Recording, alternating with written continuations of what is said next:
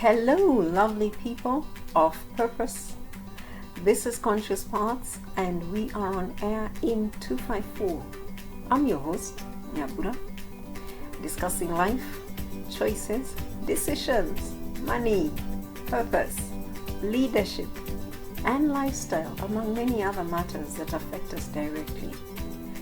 We will hold a continuing discussion for leaders and emerging leaders. We will look at practical strategies for earning the highest pay while being the best and most attractive version of yourself. But first, let's think about it. If you are living your best life, your best in health and physical well-being, had the best relationships, lived in your grandest environment, enjoyed your most delightful recreational times, if you were working in your best field of work, your best career, were on your best life path, had fulfilling work that brought you joy and enabled you to contribute to and focus on your best interests, if all that goodness was in your life, and you are having the best day in that life, what would your day be like? What would you be doing? What would you be feeling? Who would you be talking to? Where would you be living? What would that day be?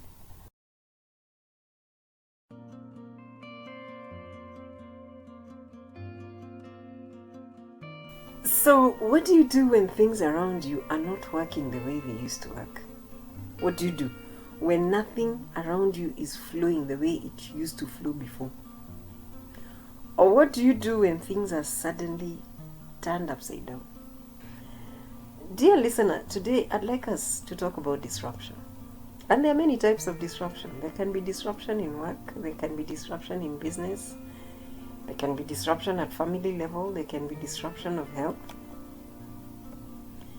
Disruption most of the time is a deviation. It's an unexpected turn from the flow that you're either used to or that you were expecting. Now, 2020 has been a year of disruption.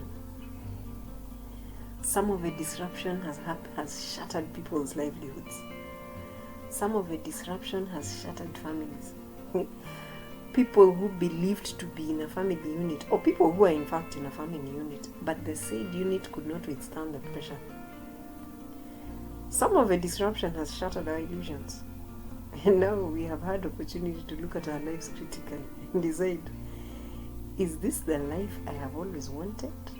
Or have I just been deceiving myself?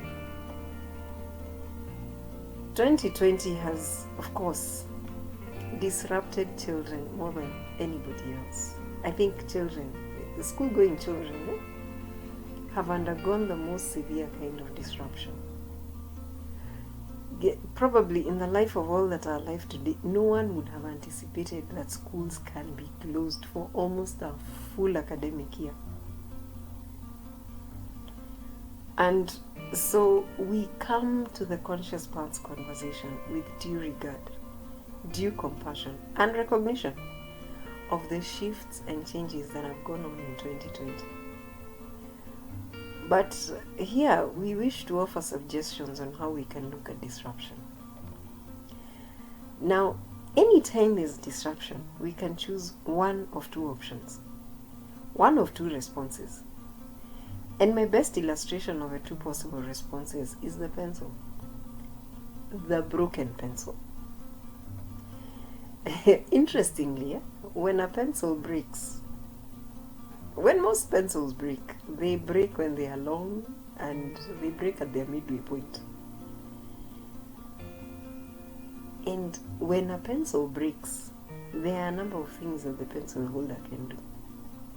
First, let us recognize that the pencil breaking, mostly at its longer phase of life, can be symbolic of disruptions that happen when things had just started, in your view, to go better or smoother or more predictably. In other words, disruption is most often felt the strongest when it comes during good times. But in whatever season the disruption comes, one response is to feel broken. the pencil owner can feel broken right along with the broken pencil, shattered.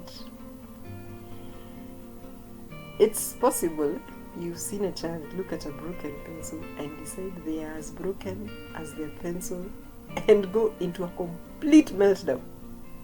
It's like saying, because the pencil is broken, therefore I am also broken. Now, that response is not much different at the adult level. It's quite possible to align yourself so deeply and so closely with the unfolding that one feels broken. It's a feeling of oneness with the event. And in that response, the individual is unable to see beyond the events that have taken place. Now, that is one way of looking at disruption. And at this point, let me see. Remember, we are not talking about grief. No. Life is still going on, yes? And everybody you knew is still around you.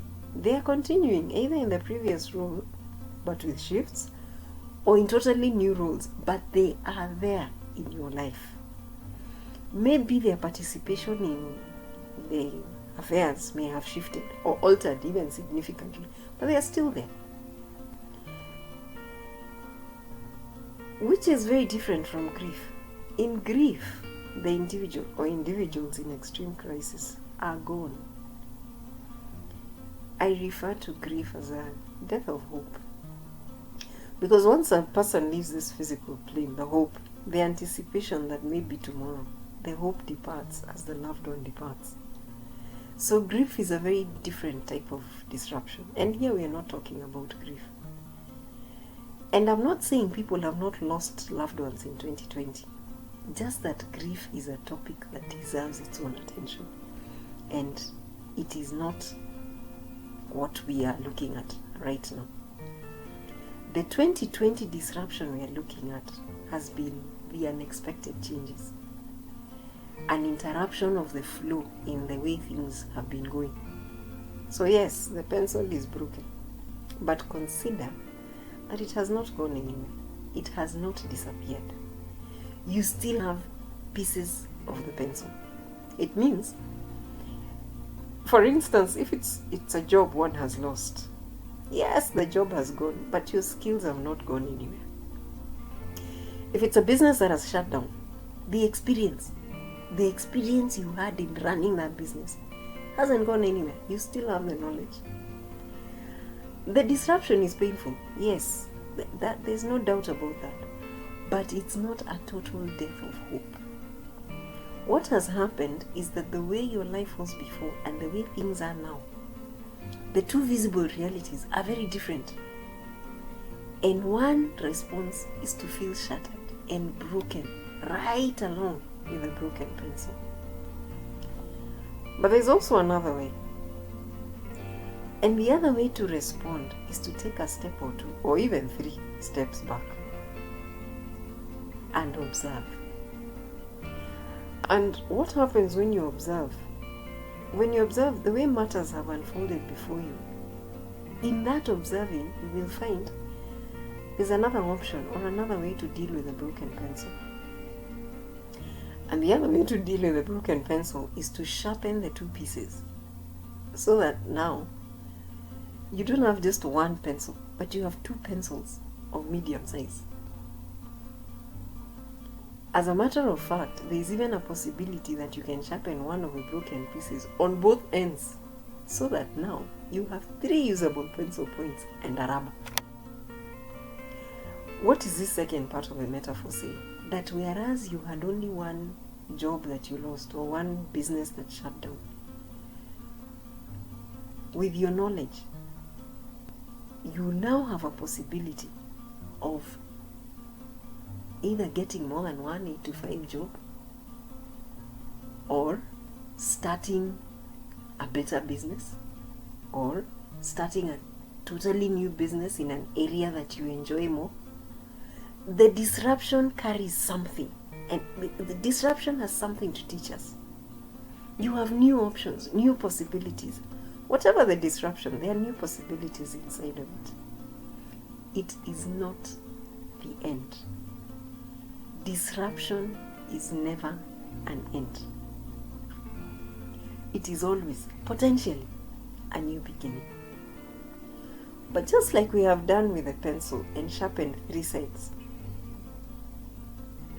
the ability to see the opportunity starts not by getting emotionally attached to the events, but to take a step back to gain perspective. And that is how the conscious parts conversation will unfold. We want to first admit that we as a country, and we as a people, and we as individuals are at a very different season of life.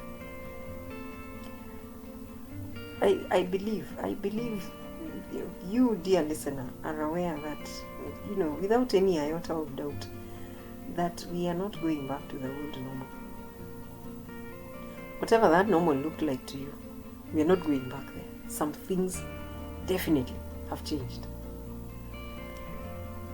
Now, when people talk about the old normal versus the new normal, sometimes it's very easy to think about the old normal in a certain way. We can think the old normal is going to an 8 to 5 job, or running a business, or kids going to school, or a family who, well, they could be together or disenfranchised, but they're pretending to be together. That sort of thing. The periphery things, the things that are overtly seen. The term old normal is seen. It's like a reference to going back to the life pattern we knew. But I want to suggest that it cuts deeper. It's a reference to going back to living life in the same lies that we sustained before. Some of the lies we had convinced ourselves deliberately, and some of them are lies that we had not even aware were lies until 2020 came along and we realized, actually, I have been deceiving myself. Now here's the shift. If your mind has seen the pitfalls, if your mind has expanded to see things in a new way, it is practically impossible to fit in your own shoes of your old normal.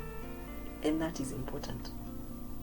Most of us cannot fit in our own shoes of our own old normal. And therefore, what this conscious parts conversation recognizes is that the world is changing. Your world is changing. For some, the world has changed visibly, tangibly.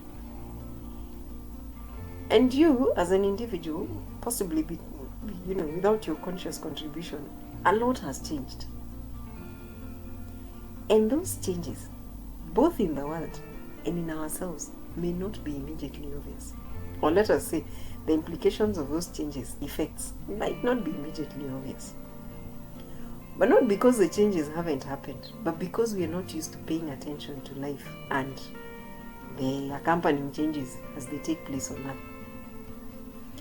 What therefore this conversation will help us to do is, number one, to help you find your place in the least painful way in the shifted Earth.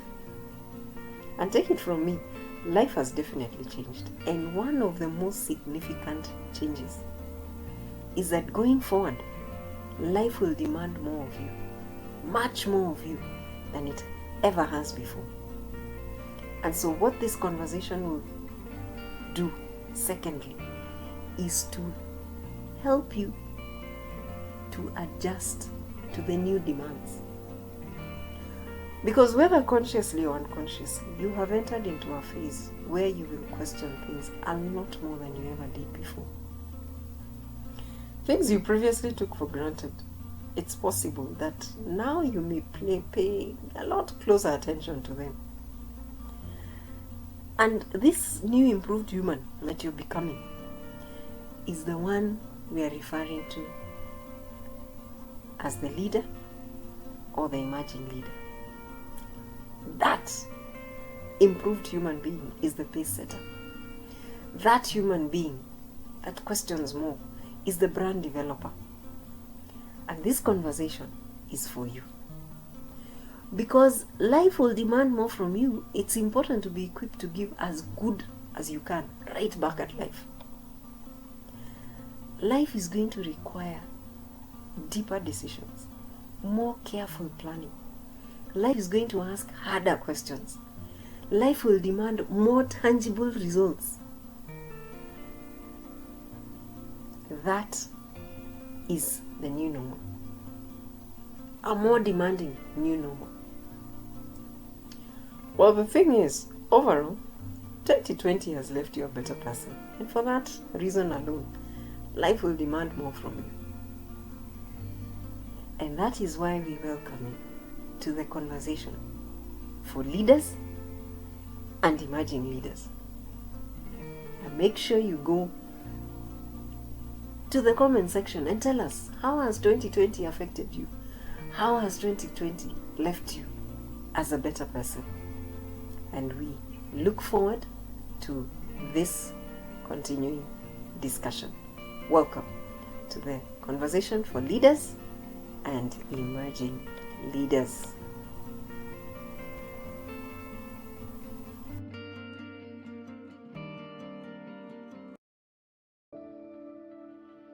We will break it off there for today. It's been a delight to speak with you, and we want to hear from you. Make your comments. I will read and respond. All comments matter. And let us get together again. Do subscribe to get alerts as soon as new content goes up. This program will be shaped by you, so we want to hear from you. Post your comments, suggestions, and questions in the comment section below. Follow at Conscious Paths on Twitter. Retweet, like, let us expand the conversation. The more we engage, the deeper the questions will be, and the deeper the answers will reach into the heart of the challenges. You can also send longer and deeper questions on Telegram or on WhatsApp. The connections are on your screen and in the description. Also, do tell us where you are in 254 and anywhere else you're listening from. Who knows? We might be in your neighborhood. For now, we end it here. Until next week, same time. Thank you for coming. Thank you for listening. This is Nyabura signing off for now.